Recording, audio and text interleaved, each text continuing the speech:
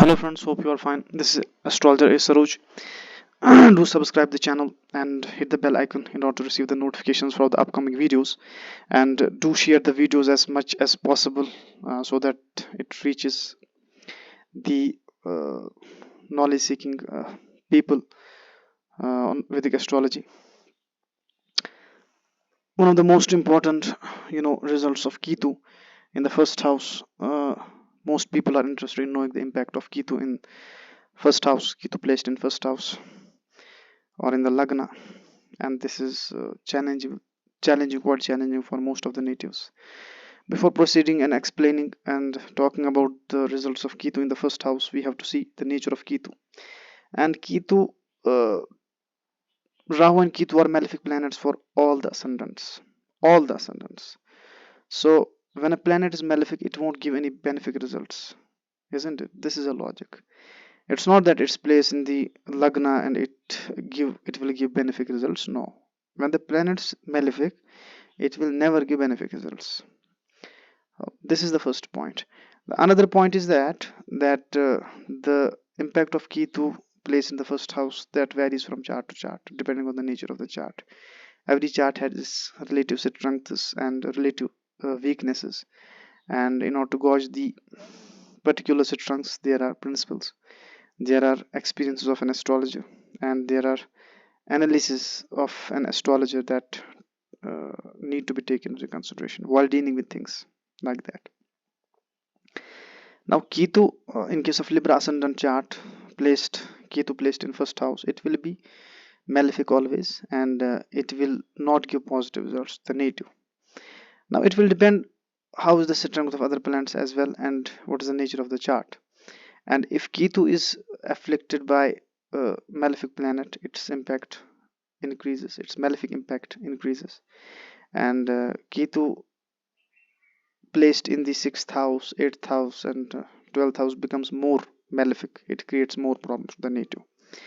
And more interesting point about Ketu is that if Ketu placed in the house takes the characteristics of that house. For example, if it's placed in the 6th house, 8th house, and 12th house, it will take the characteristics of that house. This is mainly because Ketu does not have its lordship. It does not have its lordship at all.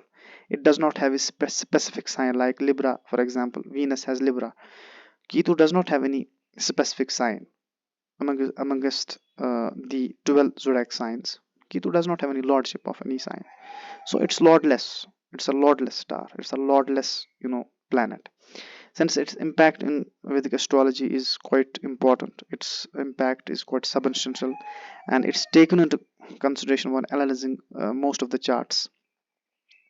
It has been considered a planet in Vedic astrology. Otherwise, it's a shadowy planet, and which is, the intersection of the axes of moon and sun, what we call north node and south node. These are the nodes that are taken into consideration, and their role in Vedic astrology is quite important, which can't be ignored at all.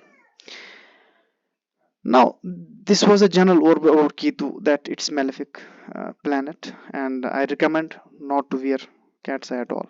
If it's placed in first house, second, any placement, remove cat's eye, because it will always be inauspicious. It will increase the malefic influence of Ketu. It won't give any positive results at all. In extremely exceptional cases, we recommend cat's eye, but for a short period of time, because if you are wearing a cat's eye, it creates problems in the transit. The native himself or herself is unable to understand what is happening. The native becomes detached from the people. Native feels mental retardation. The mental piece of the native gets spoiled due to cat's eye. The native himself does not have its knowledge that he is facing all the problems due to cat's eye.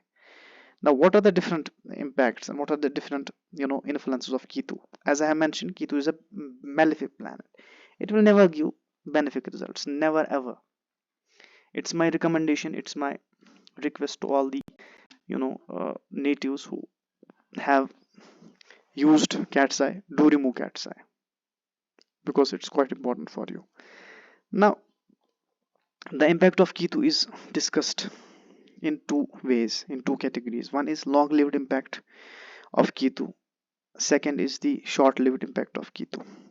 So far as the long-lived impact is concerned, what we mean by long-lived impact, and it's known by an astrologer only whether the impact of Ketu is long-lived or short-lived. The Netu himself also analyze it, what is happening in his life, the different events that have been taking place and that he's has been facing in life. That might be due to Ketu placed in first house and other house as well. I'll come to upon the placement of Ketu in other houses as well. Now, so far as the placement in this case is concerned, it's quite evident that in this case, so far as the first category is concerned, where we say that the impact is quite substantial, the impact is long lived. What is meant by long lived is that it's irrespective of the time period of Ketu in operation, whether Antardasha or Mahadasha, it's irrespective of that. It's not important for Ketu to have its time period in operation. So irrespective of its Mahadasha, irrespective of its Antardasha, the influence of Ketu sets in a horoscope, and the native is unable to understand what is happening in his life. Both medically and in other issues he faces problems. And what are the results of placement of Ketu in first house, that we'll mention after a few minutes. But let me try to explain this thing, that this is the long-lived impact which is independent of the time period of Ketu in operation. It does not require Antardasha of Ketu. And most importantly, the influence, malefic influence of Ketu is felt in the Antardasha or in the sub period rather than Mahadasha. Most astrologers say the Ketu is a Balle planet and the Mahadasha will raise the client to the skies. No, it's not at all. In extremely exceptional cases, when all the factors taken into consideration, it's quite a complicated analysis that is done. Then only after that the decision is made that the Ketu Mahadasha or the Antardasha, that will be fruitful to the native. But those are extremely exceptional cases. Extremely exceptional cases. The another side of the coin is that the other category that the impact of Ketu is discussed is the short-lived impact of Ketu. What is that? It means that the time period of Ketu in operation is a must for Ketu to operate, for Ketu to create problems for the native. Without the time period of Ketu in operation, without Antardasha of Ketu, the native won't face any problems from Ketu placed in the first house. So in both the cases the impact will be felt, but in the second case, that the short-lived case, the impact will be felt only in the sub period or only in the Antardasha, not without that period. So this is the basic thing. Now what will be the impact if the impact is short-lived? Sorry, let us first come on the long-lived impact. If the impact is long-lived, what will be the impact? If the impact is long-lived, the native will be mentally disturbed, mental retardation. He will be mentally retarded. He faces extremely strained problems, mental health will be disturbed. He'll be subject to fevers, spoils, isn't it, acidity, and he'll be subject to stomach disorders as well, injuries as well. So far as love affairs are concerned, that will be challenged. So far as the marital life is concerned, he will face, the native will face setbacks in marital life, setbacks in business partnerships, setbacks with respect to foreign travel, setbacks with respect to general fortune. And the person will be mentally disturbed. He'll be detached from other people. He'll get detached from other people. He'll also face urine infection as well. So there are different and multiple factors that are taken into consideration while analyzing the impact of Ketu. So these are the usual and the general results, then general impacts of Ketu placed in the first house in case of Libra ascendant chart. So these factors need to be taken into consideration. The other side of this Ketu story in first house is that the transit influence. And in this case of Libra ascendant chart, we have to gauge the strength of Venus as well.